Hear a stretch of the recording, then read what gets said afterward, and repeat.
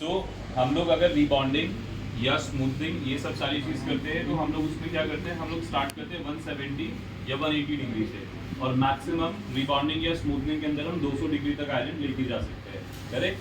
But अगर हम लोगों को कैरेटिन या बोटॉक्स या नैनोप्लास्टिक कुछ ऐसा करना है तो उसके लिए हम लोग क्या करेंगे, फाइन सेक्शंस लेंगे और फाइन सेक्शंस के ऊपर एटलीस्ट 210 डिग्री से स्टार्ट करेंगे for a normal hair. But यहीं पर अगर सिनेरियो चेंज है, प्री लाइटेड हेयर है या एक्स्ट्रा डैमेज हेयर है, तो फिर हम लोग उसके लिए क्या करेंगे, एक्स्ट्रा डैमेज का मतलब जो केमिकल से या सोल्यूशन से किसी से खराब हुआ हो, तो उसमें हम लोग क्या करेंगे, टेम्परेचर को माइनर कर देंगे। सो अब हम लोग टेम्परेचर स्टार्ट करेंगे 170-180 से, और हाईएस्ट टेम्परेचर जो उसके ऊपर जाएगा वो 200 तक जा सकता है, ठीक। It's depend on the condition कि हमारी कंडीशन क्या है और हम किस तरीके से उसको करेंगे, राइट। तो इसको हमेशा ध्यान रखना। ऐसा ही नहीं, टेम्परेचर मैंने क्यों नहीं लिखवाया, रीजन क्या है ना लिखवाने का। टेम्परेचर ना लिखवाने का रीजन सिर्फ यही है क्योंकि अगर एक सेट टेम्परेचर लिखवा दिया तो हम सारे हेयर्स को उसी तरीके से आयरन करेंगे, ओके। तो हमको जो आयरन करना है वो कैसे करना है, स्ट्रेट होना चाहिए और शाइनी आयरन, मतलब शाइन होना चाहिए, right.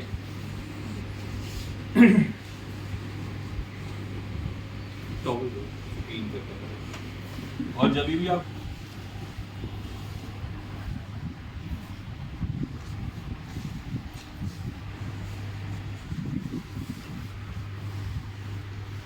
Same divided into the 4 part. अब देखो मैंने क्या सेक्शन क्लिप्स लगाए हैं ज़्यादा, है ना। ऐसे ही आप लोगों को भी करना है, आपको बस थोड़ा सा नीचे करना है, देख स्लाइड डाउन। और पहला section always take a diagonal. क्या करना है, डायगोनल लिया मैंने डायगोनल।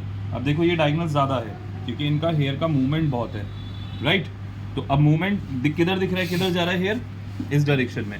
तो हम इसको कितना भी स्ट्रेट करें, आफ्टर द वॉश ये जाएगा इधर ही। या तो ये लॉन्ग होता तो ये रुकता, अभी लॉन्ग नहीं है तो ये इसी डायरेक्शन पर ये जाएगा ही जाएगा, करेक्ट। सो अक्सर हमारे हेयर्स के अंदर वेव्स आने का मेन रीज़न ये होता है। अब इसमें से हम कितने हेयर को स्ट्रेट कर सकते हैं, जितने आयरन के अंदर आएंगे। अब जब आयरन से बाहर हो जाएगा और वो स्मॉल रहेगा तो वो यहाँ पर एक वेव क्रिएट करेगा ही करेगा। So that means which is natural thing, ठीक है। सो हम लोग जब आयरन करें तो हम लोग ट्राई करें कि हमारा हेयर पूरा प्रॉपरली अच्छे से आयरन प्लेट के अंदर आ जाना चाहिए।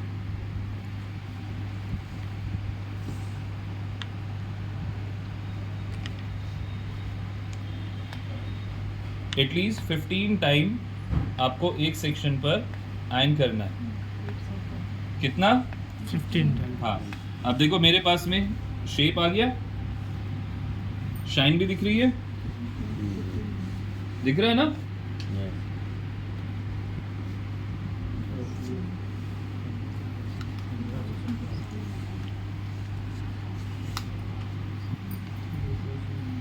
सेम सेकंड सेक्शन,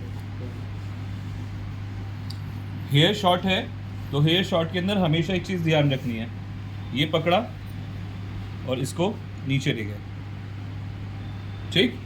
इसको अगर आपने स्ट्रेट किया, ऐसे अगर आयरन किया तो ये स्टैंड रहेगा, राइट, ओके।